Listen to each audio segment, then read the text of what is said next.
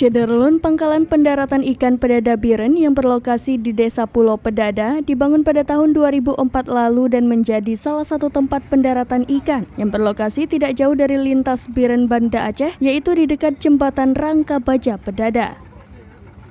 Berbagai fasilitas pendukung terus dikembangkan untuk kebutuhan para nelayan. Selain areal menurunkan hasil tangkapan yang memadai, juga terdapat balai penjualan hasil tangkapan.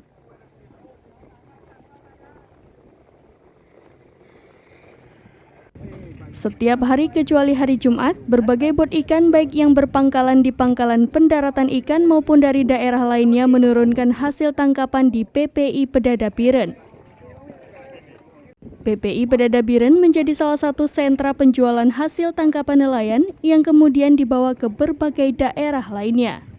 Hasil tangkapan selain dijual di PPI Pedada juga dibawa ke Biren maupun keluar daerah tergantung hasil tangkapan dan jenis ikan.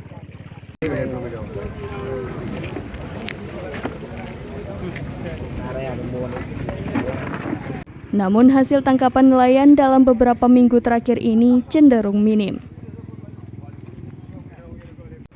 Dari Biren, Yusmandin Idris, serambinews.com.